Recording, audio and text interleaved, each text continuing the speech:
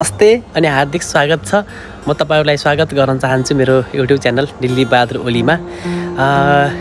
सर्वप्रथम त कोही नयाँ व्यक्ति हुनुहुन्छ भने मेरो YouTube च्यानल दिल्ली बहादुर ओलीलाई लाइक, शेयर, सब्स्क्राइब अनि एउटा मिठो कमेन्ट पनि छोड्दिनुहोस् ताकि तपाईहरुको चाहिँ एउटा मायाले म अगाडि बढ्न सकु। म अहिले अलि धेरै लामो समय पछाडि चाहिँ तपाईहरुको माझमा आएको छु। यस्तै कारणवश व्यस्तताका कारणले म तपाईहरुको माझमा आउन सकेको थिएन साथीभाइहरु।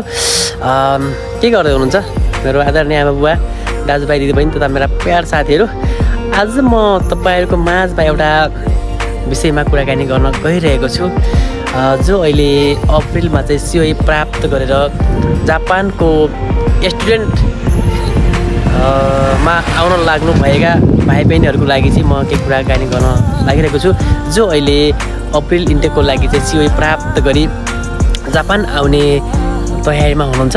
सबैले भन्नुहुन्छ कि यता आएको साथीहरु प्लस आएर फर्केको साथीहरु अनि चाहिँ कोही उति भएको नेपालतिर भएको साथीहरुले पनि हैन हरेक ठाउँमा भएको साथीहरुले भन्नुहुन्छ कि जापानमा नआउनुहोस्, स्टुडेन्टमा दुःख छ, गाह्रो छ हैन अब भनेर भन्नुहुन्छ। र म अहिले जो अप्रिल इन्टेकको लागि चाहिँ COE प्राप्त गरी जापान आउन लागिरहनु भएका भाइहरुको लागि चाहिँ म उहाँहरुको त्यो कुरालाई चाहिँ खण्डन गर्न चाहन्छु। किनभने जापानमा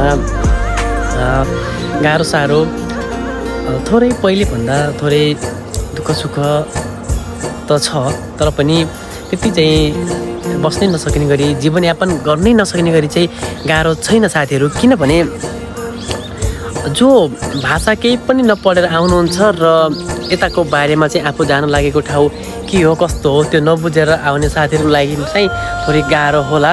र जसले चाहिँ रेस्पेक्ट गर्न जान्दैन, जसले चाहिँ एउटा ठुलालाई चाहिँ रेस्पेक्ट, सानालाई चाहिँ एउटा माया हैन आदर सम्मान गर्न जान्दैन, उहाँहरुलाई चाहिँ थोरै गाह्रो हुन सक्छ। तर जापान चाहिँ अरूहरुले भने जस्तो चाहिँ गाह्रो एकदम हैन जीवनयापन गर्न गाह्रो कठिन भन्ने चाहिँ छैन साथीहरु। मैले तपाईहरुलाई चाहिँ जापानको बारेमा चाहिँ पहिले के कुरा भन्छु हैन। जापान भनेको चाहिँ एउटा यस्तो अनुशासित देश हो साथीहरु। यहाँको मान्छेमा एउटा शिष्टता छ एउटा हैन आदर सम्मान छ। यहाँ एकअर्कालाई चाहिँ घमण्ड गर्दैन जापानीजहरुले। एकदम राम्रो छ साथीहरु, सफा सुन्दर ठाउँ हैन एकदम चाहिँ तापनि एउटा मनोरम दृश्य छ।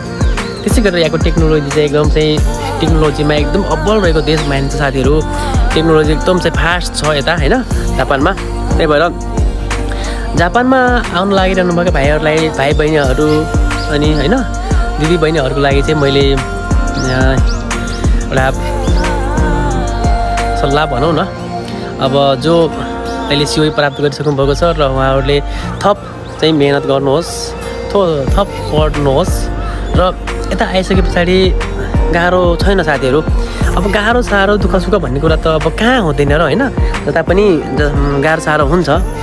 त्यसैले आउनुहोस्। अहिले पहिले जस्तो थोरै चाहिँ एउटा काम पाउनलाई समस्या चाहिँ छ, तर त्यस्तो कामै नपाउने भन्ने छैन साथीहरु। किनभने जो त्यस्तो व्यक्तिहरुको लागि समस्या हो जो केही पनि नपढेर आउनुहुन्छ हैन गइहालौं, गइसके पछाडि अब उतै म्यानेज गर्ने हो, उतै सेटल भइहालिन्छ नि भन्नेहरुको लागि चाहिँ थोरै गाह्रो छ।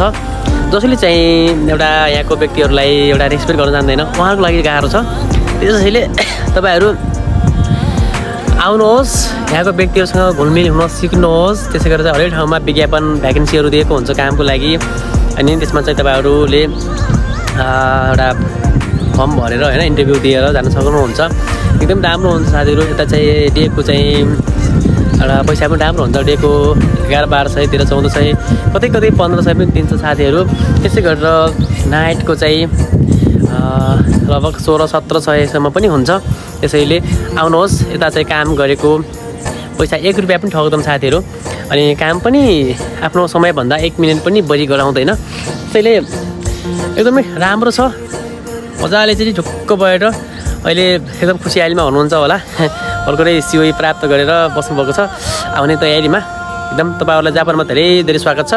कोही चाहिँ टोकियो एरिया आसपासमा चाहिँ आउन लागिरहनु भएको छ भने तपाईहरुलाई काम लगायत हरेक कुरामा चाहिँ साथ सपोर्ट चाहिएमा म तपाईहरुलाई मैले सकेको सपोर्ट गर्नेछु। मैले धेरैलाई सहयोग पनि गर्दै आएको छु। त्यसको लागि चाहिँ मलाई हजुरले मेरो युट्युब च्यानलमा आएर मलाई कमेन्ट पनि गर्न सक्नुहुन्छ, मलाई फलो पनि गर्न सक्नुहुन्छ। त्यसैले आउनुहोस् मजाले जापानमा होइन, ढुक्क भएर आउनुहोस्। बिस्तारै 2 देखि 4 वर्ष चाहिँ तपाईँहरूले आफ्नो मेहनत गर्नुहोस्, पढ्नुहोस्। पढाइको साथसाथै पढाइ मात्र नभएर यताको चाहिँ सबै कुराहरू, टेक्नोलोजीका कुराहरू, हरेक कुराहरू बुझ्नुहोस्।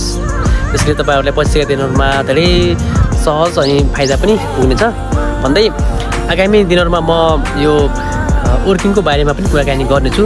आज चाहिँ मैले यो स्टुडेन्टको लागि चाहिँ कुराकानी गरेँ। कस्तो लाग्यो आजको भिडियो? हस्, केही कुराहरू सोध्नु परेमा चाहिँ कमेन्टमा सोध्नु सक्नुहुनेछ है त। हस्, बाई बाई।